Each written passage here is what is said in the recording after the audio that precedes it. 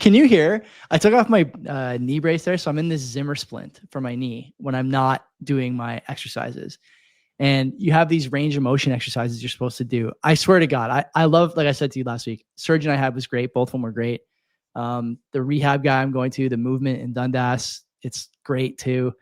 But everything is geared toward the dumbest, fattest, most retarded people.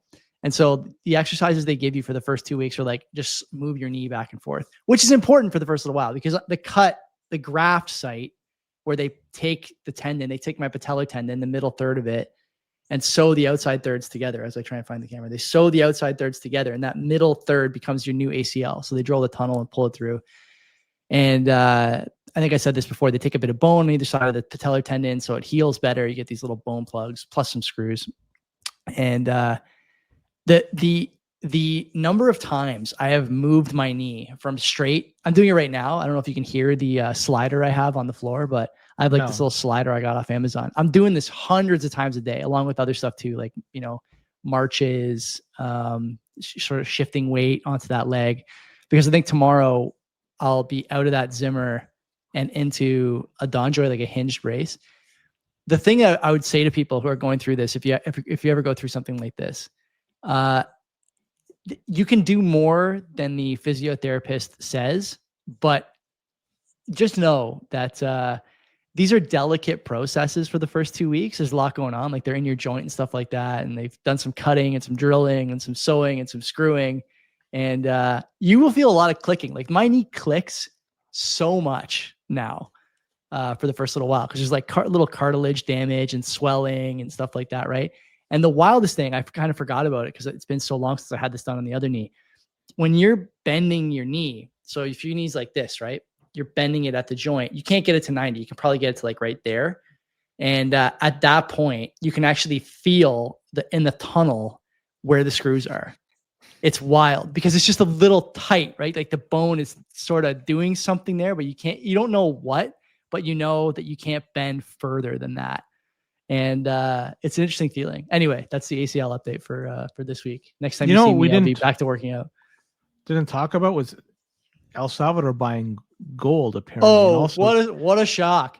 Are we done with El Salvador yet? Are we done? But they also saying they're buying 21 Bitcoin for today. Yeah, good. Yeah, I'm sure he is. When is he going to announce he's the El Salvadorian Gold Beach and Gold City? When's that coming? Huh? When's it coming? When's he coming?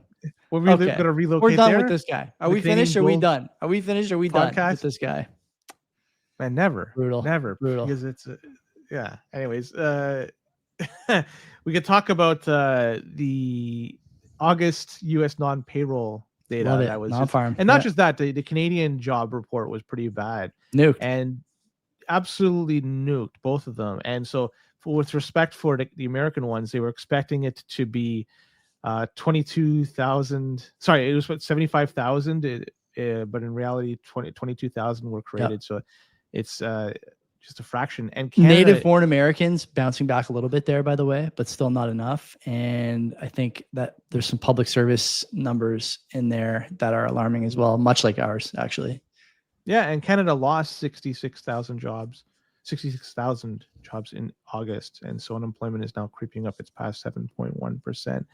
And Canada obviously is dealing with tariffs, but it looks like we've kind of shelved that for the time being, right? I guess it's one way to put it. Yeah, it's been shelved. What is it? Absolutely. So this is September is a month they're going to discuss rate cuts, right? I don't know what time. It's this week, isn't it? Holy fuck!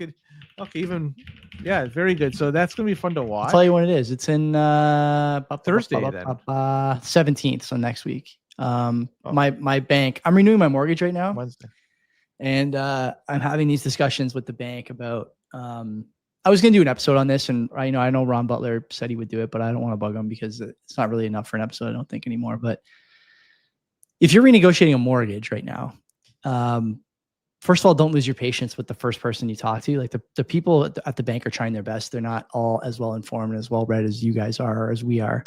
But I was explaining to the woman who was talking to me about my renewal that if I look at their own economic data, they're projecting significant cuts between now and the end of next year. If I look at the states, same thing. If I look at the jobs numbers, it shows that, it's not going to be 25, it's going to be 50 coming up pretty soon. And by the way, the states now, it's really just a matter of logistics, let's say, on the cuts. You're going to get 75 points worth of cuts, basis points worth of cuts between now and the end of the year. The question is, will they do it in 325s or 15 and 25? That's the only question left, is how they're going to distribute the points. But they're going to do 75 bips. You didn't mention there, but the payroll data revisions are this week as well. I think tomorrow, actually, they're announced, and it's expected to be the largest downward revision in 30 years. But they put this stuff on Bitcoin. How could they change this? Turns out that right, it's not going back. Len, when it's cheap to spam, you can just add another. Just keep doing it. Yeah. No, just throw another set of data on. If they're going to lower rates, Canada too is going to lower rates. We're going to lower for sure, 100%. Yeah. Do you think that's going to impact mortgages? Because I ask, because mortgage rates, if you look at, they don't always respond. They don't always respond. Yeah, I know. Right, I know. And that's what I'm wondering. Because the question is, okay. So Boomer says 10-year. I think it's actually the 5-year, but I'll have to double check that. The thing I would say is that the overnight rate in Canada is a leading indicator that mortgage rates will come down on a lag, and it's only because weakness means housing weakness, right? The other side of that coin would be that immigration is coming down, but as we've seen with these charts over the last little while, immigration not actually coming down at all. And I think people who say that are incorrect. I would include Ben Rabideau in that. We had it out on this show. Not had it out. It was a amicable sort of back and forth about whether or not those numbers are actually decreasing. They're not. It's clear that they're not. They're actually the same or higher. So do I think that it's necessarily going to mean mortgage rates drop at the same time? No. But I do think that if you get a variable rate mortgage, you'll be happy you did it for the next 2 years, probably minimum. If not longer. That's not financial advice, but that is what I'm planning to do. I'm planning to sign a 3 or 4 year variable rate mortgage. I might sign a 2-year, even if the rate is decent, because then it would match up with the other half of my mortgage. But I don't know. These are all things to think about. The interesting thing, and the sort of the point of the story here, is that the economy is rolling over. And like I said in the title, in the thumbnail there, like, you're ready for cuts. Gold is absolutely fucking ripping. And Bitcoin follows gold on like a 90, 100-day lag, and the move is more volatile. So, 150K by the end of the year, I think is a reasonable target, to be perfectly honest. You're going to get 3 rate cuts between now and then. I think you're going to get a good look at 150. You might get a look at $4,000 gold too, to be honest with you. At 1% every week, you're over $4,000. So yeah, Boomer in the chat, cuts are priced in. I totally disagree. I think that's incorrect. If they're not priced in gold, then they're not priced in anywhere else. Just keep buying. I think that's the answer. I do think that's the answer. I sent you some money today. Did you see that? Did you buy with it? No, I didn't. No, I have to look. Your wife didn't tell you. Oh no. Kept it on. The fuck. No. So, and then that's the Bitcoiner in me is like, it just keep buying. Who the fuck cares? But in reality, it will impact a lot of your day-to-day activities, buying food, buying fuel. Sure. Just your minimum wage in Ontario goes up tomorrow, 3% too. Like everything, they just keep adding fuel to the fire. They won't stop. Dougie pouring fuel on the fire, like pouring booze out at a press conference. Well, that's tied to quote unquote inflation. Yeah. So that's going to go up. It's not. Yeah, sure it is. That's the official answer is. So regardless, it's going to go up next year too, unless they put a freeze to this. It's going to go up with quote unquote inflation again. Yeah. Anyways, you want to talk about the fourth party in Canada, the NDP? This is the cisgender signature story. Yeah. Thank you for pronouncing information. So embarrassing. They're leaderless. They are rudderless. They're not leaderless. They have an interim leader who's been an interim leader. He's been a long time member. He's not just a new come lately guy. But okay. Yeah. All right. It's still they're leaderless. Let's be perfectly honest, right? Sure. And they're going to be changing this in a not too distant future because they're going to be going through a leadership convention, a leadership race, and they want to elect one in March of 2026. That's really soon. And in order to qualify for a candidate, in case anybody out there wants to, you have to raise $100,000 and you have to get 500 signatures to qualify. And there's a variety of different things you have to do with those signatures. Because of those 500 signatures, 50% have to come from people who do not identify as a cisgender man. So inclusive, I guess, up to a point, unless you're it's embarrassing. Like Don Davies should be ashamed of himself for a guy who considers himself sort of a I don't know, does he consider himself a cunning political actor? I'm not sure. I don't think anyone in the NDP is saying that out loud these days, but a guy to take the interim leadership role basically says you're willing to go down with the ship and think you can avoid that result if it comes to your door. Does he have a say in something like this? Maybe. There's probably electoral caucuses and things like this, leadership caucuses that make those decisions, and they aren't able to push back too much. That's a party of the low IQ, right? Low income, low IQ, low testosterone. That's really them, right? They're just low energy losers, cucks. Like what else would you call them? Really, they're useless. The fourth party, as you said, and it's not just an opinion. It's backed up by the seat count. So they should dissolve, should they not? Should they not go through the same kind of, birth, death, creative destruction process that Stockwell Day went through 25 years ago? Should they not be thinking about doing this and coming out as a new party, moving to the right a bit and ignoring the sort of, loudest blue hair morons, guys like Matthew Green, permanent victim, Jagmeet Singh. Yeah, he lost, but he's still at the core of the party. I think he's still in the running to be one of the federal leaders. He wants to be the federal leader. So, wow. Well, why not? Fuck, the Conservatives did it. They got a guy who has no idea how to win an election. They keep putting him in front of a podium. So why not do it with Matt Green, right? The competition for the NDP leadership is, about as deep as a wading pool. So to me, they should dissolve. I don't know why they wouldn't. At the very least, they should abandon these policies that landed them in the gutter. Basically, the political whims of Canadians, they're fickle. But you know what? They're consistently showing us that the NDP is not a party that anyone wants in power.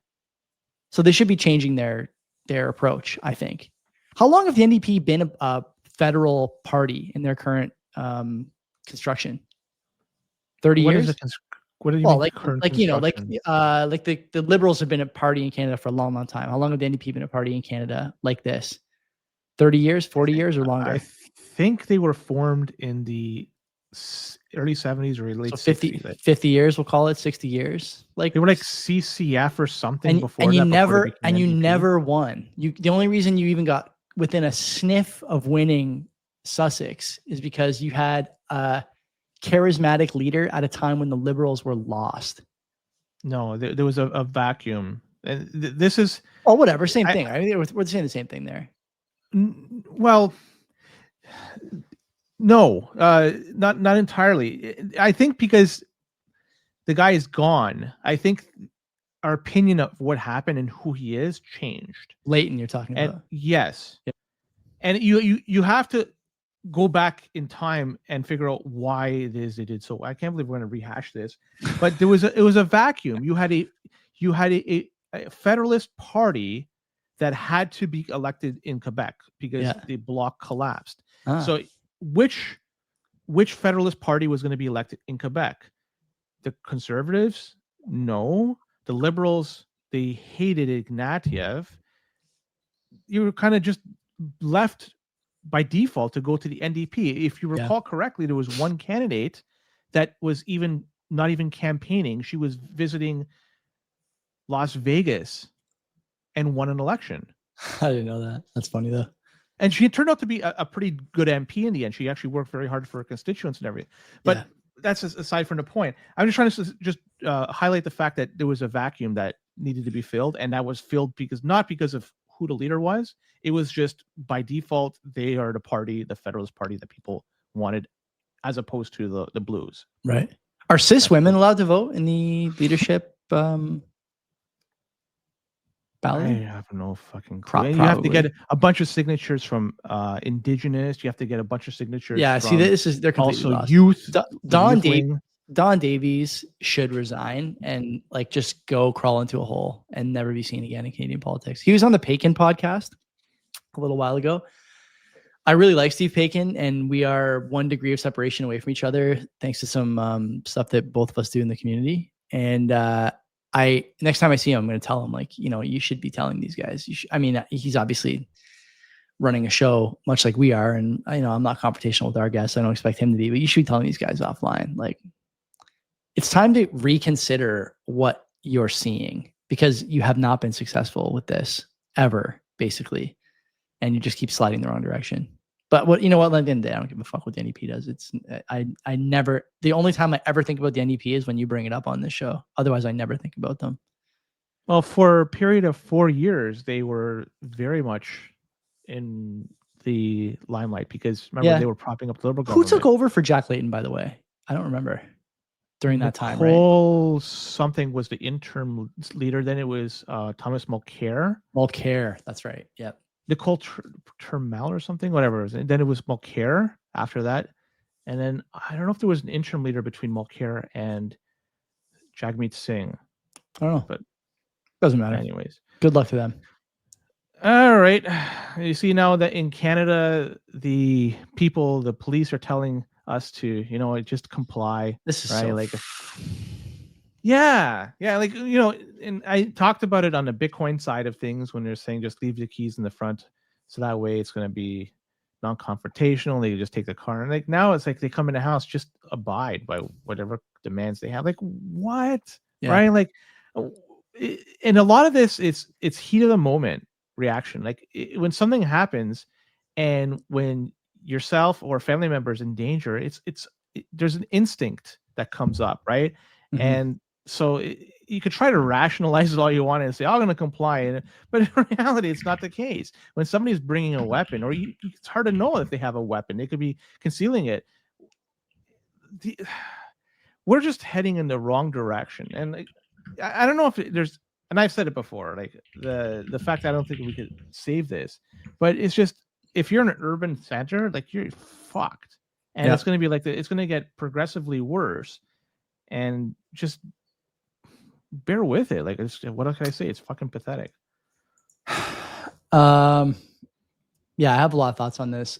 The guys at the Line podcast, Jen Gerson and Matt Gurney, I think got this right in a lot of ways. And I'll say what they said. And I agree with most of this, if not all of it, maybe on the fringes or on the margins. I have some other thoughts, but the act of breaking into someone's house is violent. Okay. That is a violent act. You've demonstrated the willingness to force somebody to bend to your will. Okay.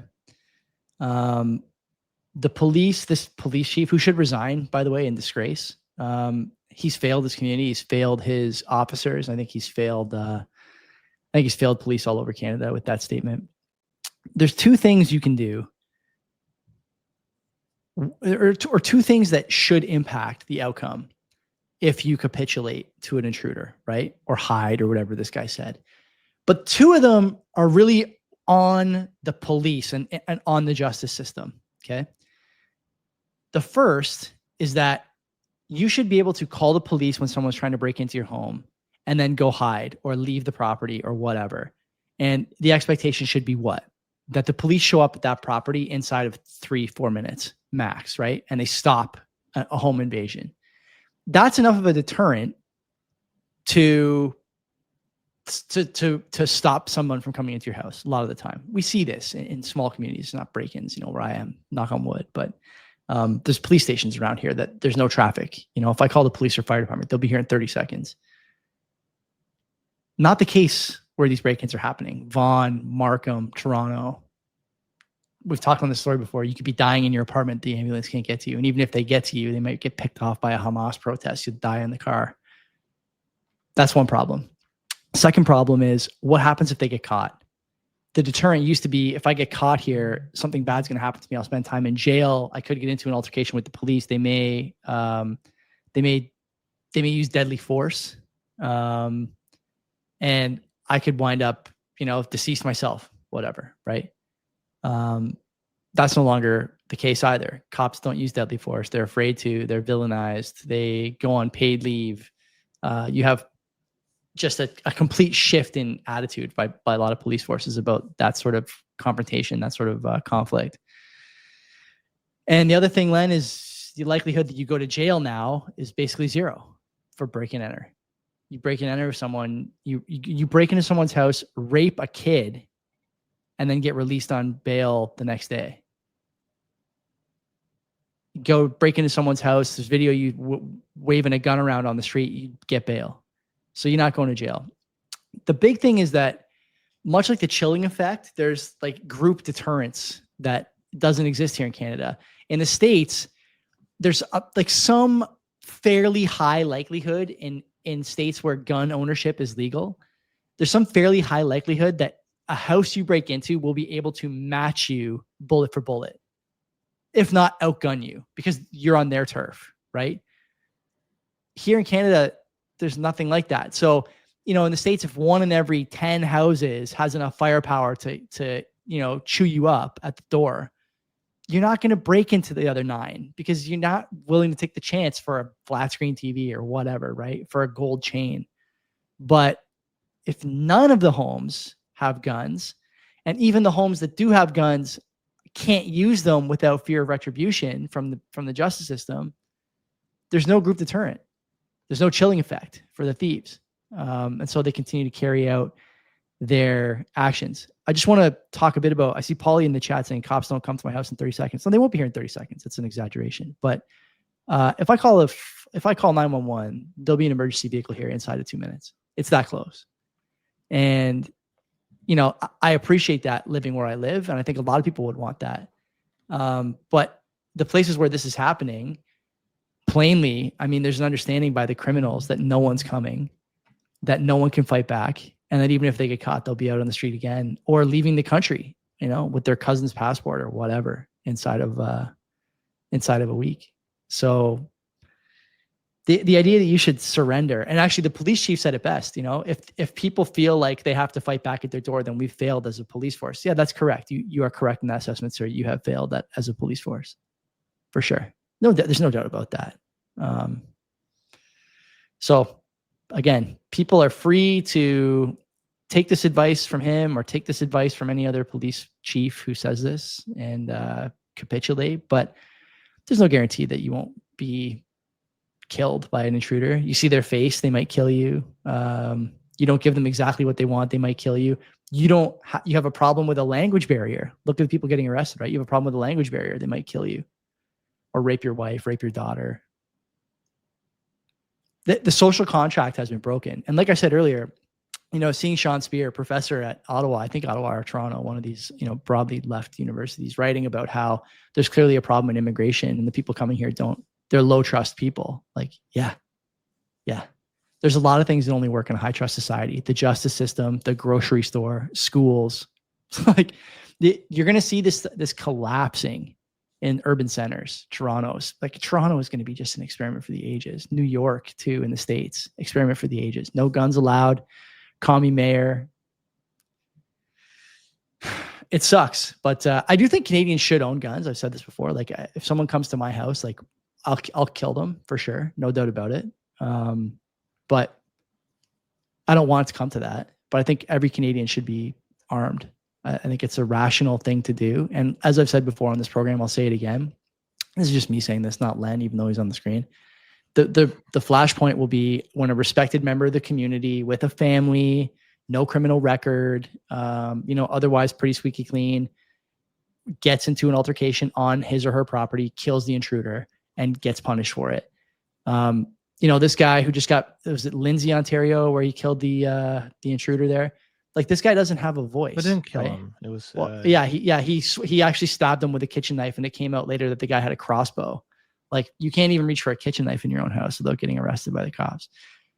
When someone with a voice and who's well capitalized or whatever gets into an altercation with somebody and it goes sideways for the intruder, that'll be the watershed moment for sure. And I wouldn't be surprised, Len. This is obviously going to continue and it's going to ramp up because we refuse to learn our lesson in this country. The people who vote for this stuff and live around these people, they're gluttons for punishment. It'll be an election issue, I think. honestly. Look, And it's the only thing I think that could save a Polyev-led conservative party from another defeat is violent crime that's beyond ignoring becoming too prevalent near an election. I think that could probably swing an election, but otherwise they got to dump him too. That's a separate story. But anyway, remember not that long ago, he was saying that for people that were coming to Canada, temporary foreign workers and students, some of them should have an ability to stay here and become permanent residents. Yeah. And right. And now that the political winds have changed and is blowing in a different direction. And so is his tune. He's talking about LMIA as being too much. It's impacting the lower end of the spectrum where people are having difficulties finding jobs in entry level positions. I've said it before with him with respect to Bitcoin, when he flip-flopped on that. And I said, look, this is what's going to happen next time. And he flip-flopped now on the LMI thing. And what to say he won't flip-flop on that again? If the political winds change, why wouldn't he? He's done it already a couple of times. And I just 2 examples, probably many others as well. And another thing to note too, the Castle laws, is that what it's called? Castle doctrine in the United States. Yeah. In Canada, this was changed in 2012 by a conservative government. Yeah. Yeah. Polyev was a cabinet minister in Harper's government at the time. So, you know what? Take it for what it's worth. I'm not going to say anything more. You could draw your own conclusions. Another thing we should be wondering is, Mark Carney was out there this past week and he was talking about what Canadian businesses want and the priorities and the things that we have to tackle. He's saying that the chief issue is tariffs and it's impacting businesses. And the second thing he says is access to temporary foreign workers. Insane. Businesses need this. It's insane. It's like, to say that out loud as the PM, just an obvious PR mistake. And like, by the way, Canadians, I was thinking about this the other day, these protests about good enough to work, good enough to stay. Right? You see these guys chanting this all the time. Good enough to work, good enough to stay. The thing is, you're not actually good enough to work either. Like, every business that employs these people, the quality goes downhill. Steep decline. Everything from Tim Hortons to mobile phone stores to cable companies to whatever, right? Whether you need a car wash or a coffee, these guys just fucking can't do it. They can't do it. They don't have the wherewithal, the IQ, the whatever. Okay. You call it whatever you want. They're not good enough to work. And the businesses that hire these people, like, you know how shit they are. You know how shit they are. And you make a good point there, Len. What's supposed to happen is LMIAs, and there's one other designation I forget now. It's like Elite 5 or Elite 3. I forget which one it is. But basically, it's like high skill labor, technical labor a lot of the times. It's supposed to compress inequality from the top of the salary scale, right? You bring people in to compete at the top level and drive those high wages down a little bit. They're not meant to come and mix coffees and flip burgers and drive Amazon. Like, it's funny, people, I think, in Canada view those jobs as like LMIA jobs or immigrant jobs. But the fact of the matter is, kids in their 20s, 18, 19, 20, when did they even have a chance to have those jobs? Never. Amazon didn't really become super prevalent until 2018, 19, 20, probably here. Through the pandemic, people really latched onto it. Now you see Amazon trucks everywhere all the time. How many Canadian kids had a chance to work those jobs or the warehouse jobs or whatever? Probably not many. I would argue even here around where I am, I see that there's farms and whatnot hiring foreign labor.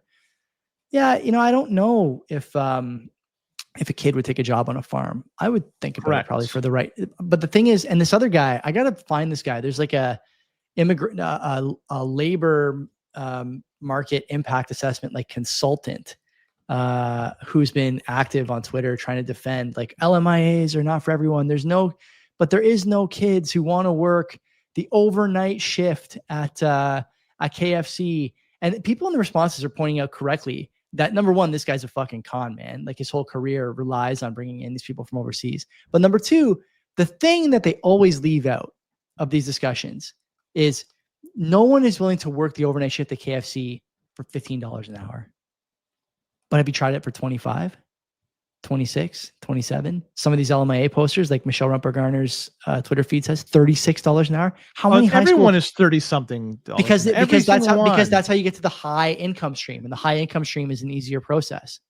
So like they're cheating, and they're cheating the system. They're cheating the for system. sure. And everyone Money's knows being it. exchanged and people come in And how many high school kids would love to work overnight at KFC for $36 an hour? Shit, every high school kid would. Every kid I knew, my boomer moment here. Every kid I knew had a job at a fast food place when I was in high school. We used to go to Wendy's, McDonald's, we'd stay out until 1 or 2 o'clock. With one guy we knew with a car, we'd all chip in a couple bucks for gas. You're picking people up off work. Like they'd come get me at Zeller's. Then we'd go to American Eagle, get someone else, go get somebody else down the street. Right. And go visit people who are working the overnight shifts at fast food places. Is it the most glorious job? No, but kids don't need glorious jobs. They just need experience. They need socialization. They need, experience dealing with people, handling money, handling responsibility, working on a schedule, independent. Like we're not doing that now. Instead, we're handing it to Gurpreet and other immigrants. Right. And it sucks. Like it's almost like impossible now to separate this from Indian immigration. It's almost impossible. Every food service place is Indians. Every Uber driver is Indian. Every taxi driver is Indian. It's so prevalent, and it is causing problems for kids. Like, it is what it is. You can't deny it anymore, and it's good to see people writing about it in settings that would have gotten them fired, a year ago, 2 years ago. The Overton window is shifting, right? It's expanding for sure. Let it expand. It hasn't expanded to encapsulate this one. This is more a feel-good moment more than anything. In formerly known as Young Dundas Square, we have Sankofa Square.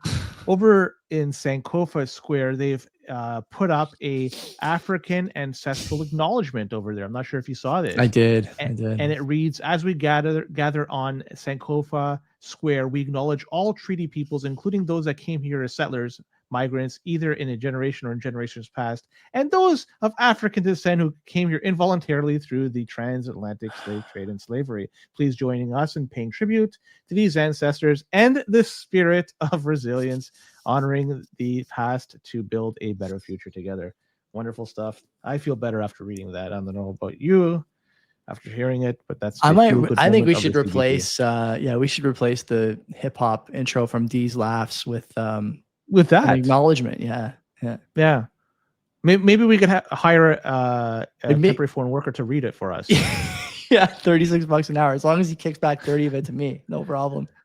Well, if he reads it, and whose basement is he gonna live in though? Not mine. I'm not having him. You can have him live. There's in your basement. We didn't talk about living arrangements. Fucking just reading this thing, right? Like, come on.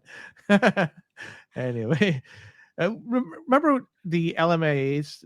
They make up a bunch of people. Remember that new category that was uncovered? Something like 15 million people. What is it? The International Mobility Program or something?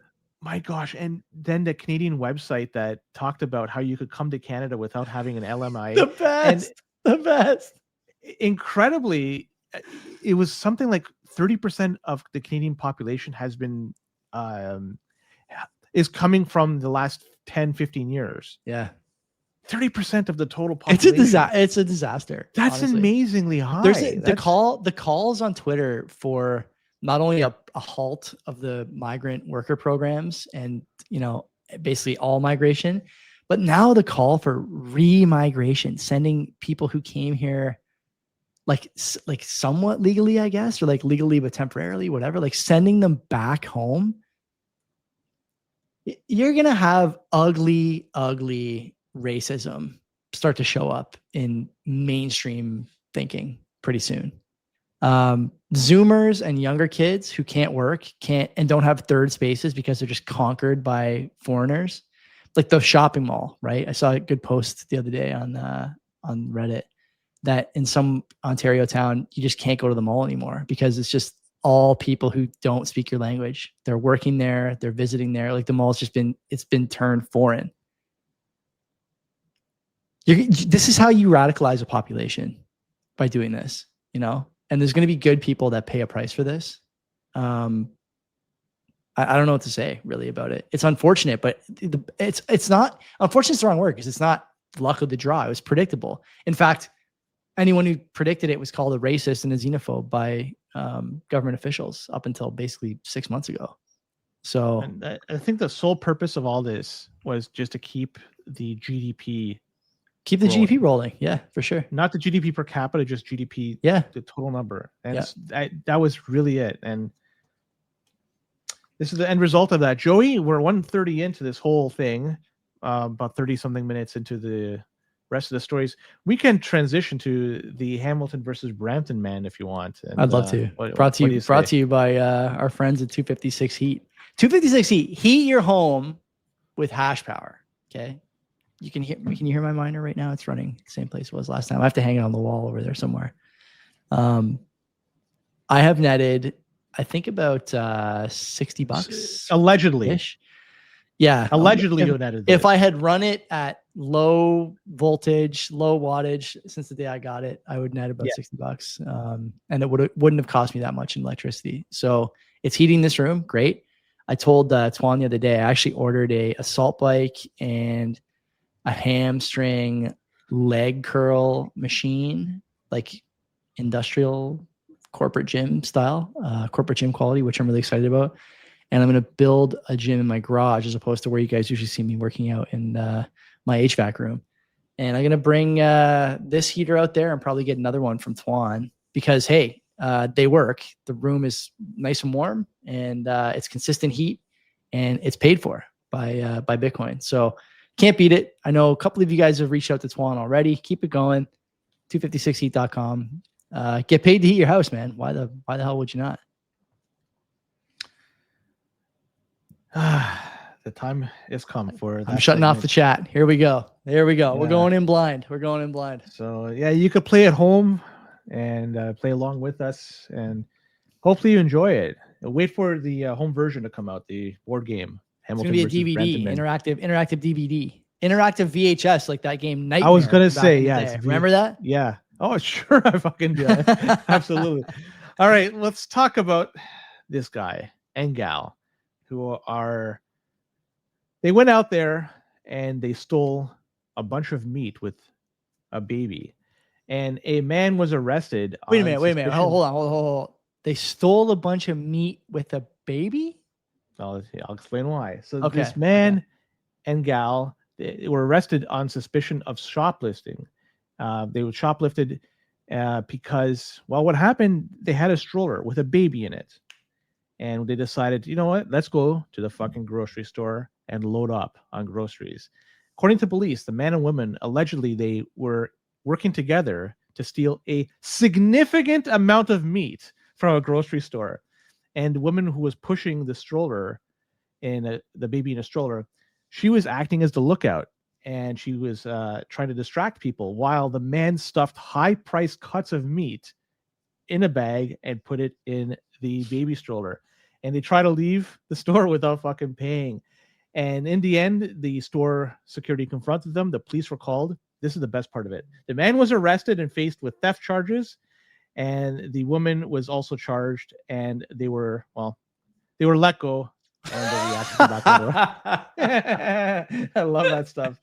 So yes, we have they stole some meat, some high quality, high priced, the cream of the crop meat. Yeah. And they shoved it in so that way they could hide it along with their baby. That's number one. So I don't know if that's Hamilton or Brampton.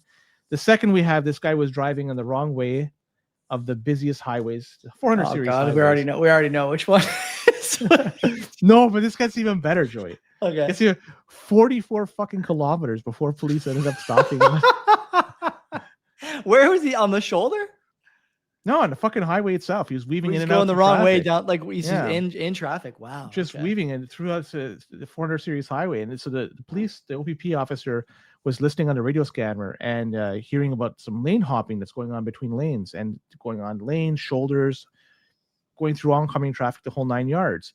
And they said he traveled a long way, and they said the driver not only stayed on the highway, but he also exited at a service center but he didn't stop there for a coffee or gas. He went straight through back on the highway. Luckily, nobody was killed. Beauty story: 29-year-old man was charged with possession of marijuana, and he was not charged with impaired driving. Not charged. But apparently, he was charged for some other bullshit. Released at a promise to appear to court at a later date. So the couple is the Hamilton couple, the non-Brampton couple. I know this because I think most of the time the Brampton man population doesn't really go for like meats, right? They're more of the rice and veggie type.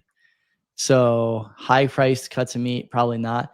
But as soon as you said driving the wrong way, I knew right away. He went right away. Yeah. Do we want to say the name of the guy? Is it like a Sing adjacent name? So I could tell you that you're wrong. Wow. It's the Hamilton man. Yeah. I had it backwards. You had it backwards. Finally a miss. Finally a miss. Wow. No way. Okay. Yeah. No names are given in this CBC story.